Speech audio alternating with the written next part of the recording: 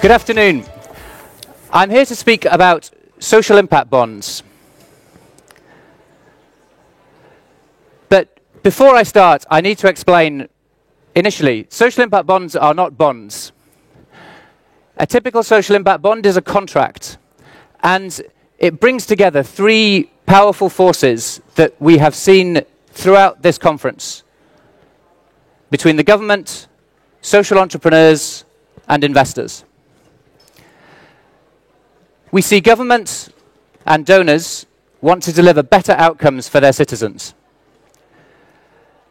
To do that, they want to focus their resources on those outcomes, they want to drive innovation, and they want to invest into prevention instead of managing crises after they occur. Social entrepreneurs want to grow their services by focusing on good social outcomes, and they want to improve and innovate their services. And investors are no longer focusing just on financial return. As we've heard, they're interested in supporting systemic change, and they want to align their values with their investments. So, moving back a step, what is the problem? This is a photograph of a room in the United Kingdom from a report published this year. I think the photograph tells its own story, but the reason I'm showing it to you is because a 2-year-old child slept in this bed. And thankfully, she was found and helped by a charity. But what would have happened to her if she hadn't been found? Well, we know some of the answer to that question.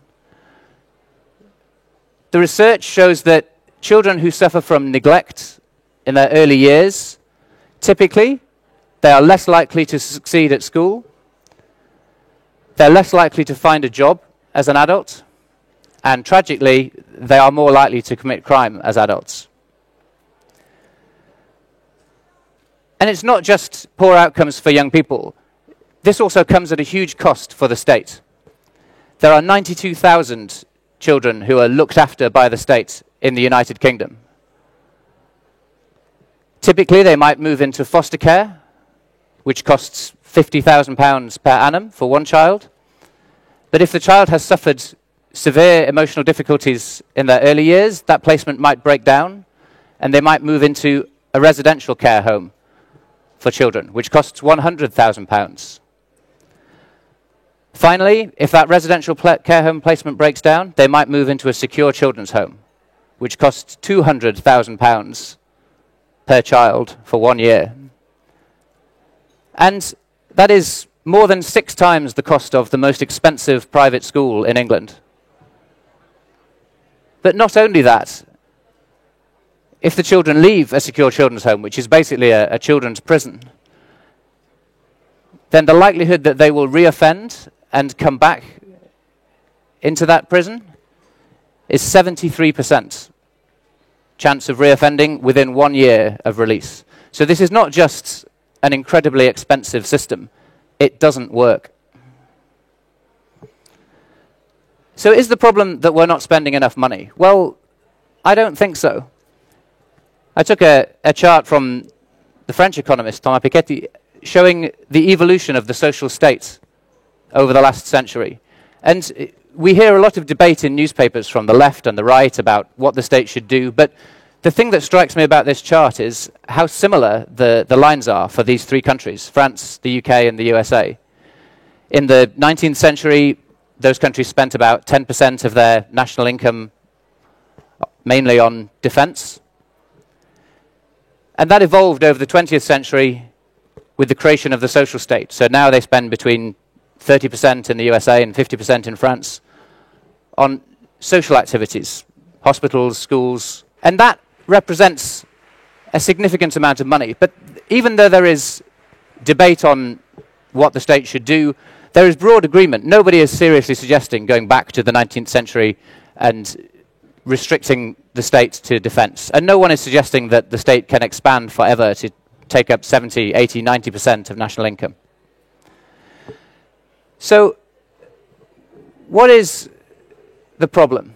Well, the state wants good outcomes for its beneficiaries. The purpose of the social state is to deliver good social outcomes for its citizens.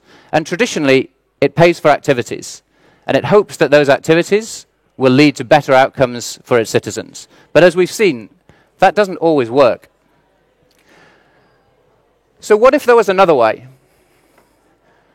What if the state could buy outcomes directly? What if the state could define the social outcomes it wants to see and say, we will pay for those? Well, then something really interesting happens. Then that unleashes the power of entrepreneurship and enterprise to work out how to deliver those outcomes.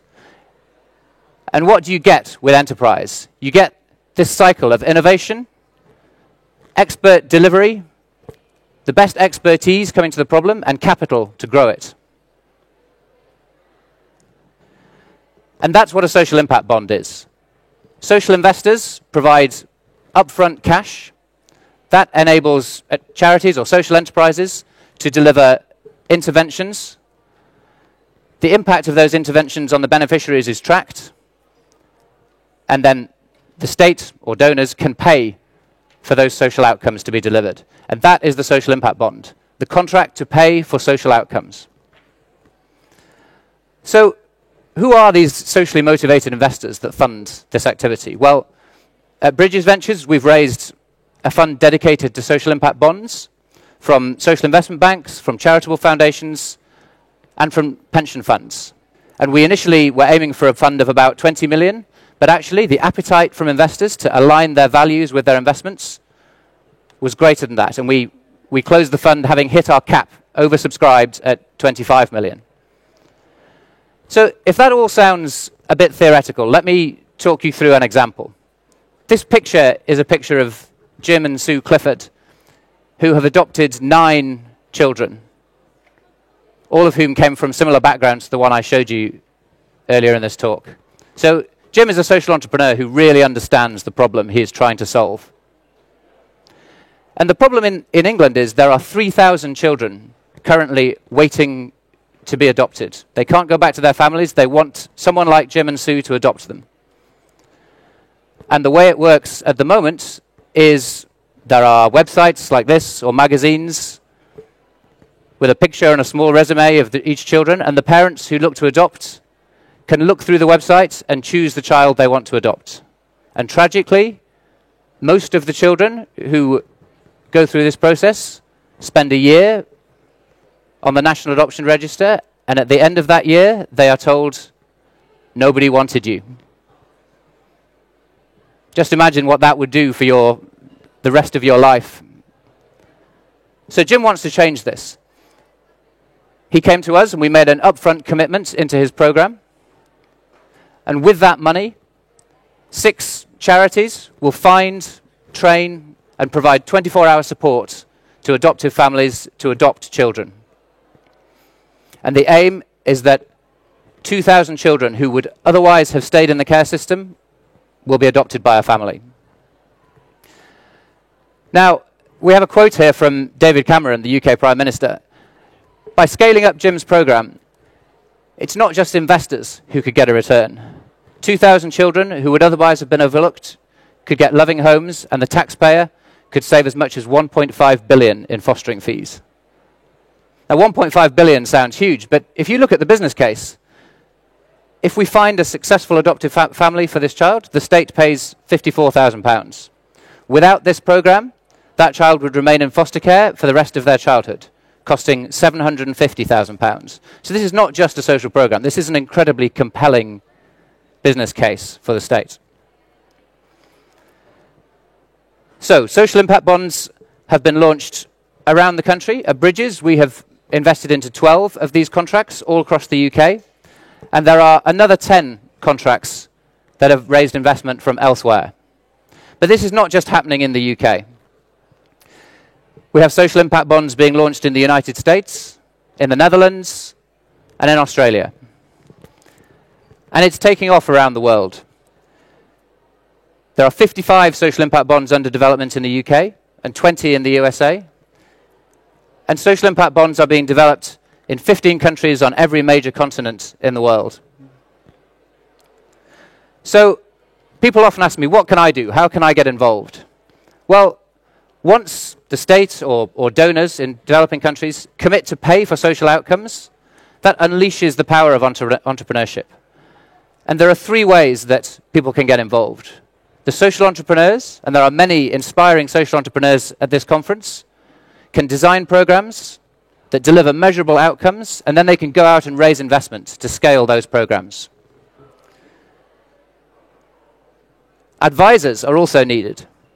As investors, we often employ advisors to provide corporate finance, project management, and measure the impact of these programs so that the social entrepreneurs are free to concentrate on what they do best.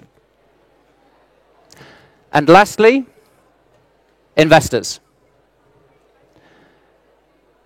We're all investors in one way or another. So you can invest your money directly into one of these programs like Jim's, or if you don't have time to diligence a full program, you can invest into a dedicated fund. Now, at the moment, the Bridges Social Impact Bond Fund is the first in the world, but there will be many more. And finally, you can influence your asset managers. If you have a pension, if you have any form of investment, you can say to the people managing that investment, where is my option to invest in social impact bonds? Where is my option to invest in social change? Where is my option to invest in the positive economy? Thank you.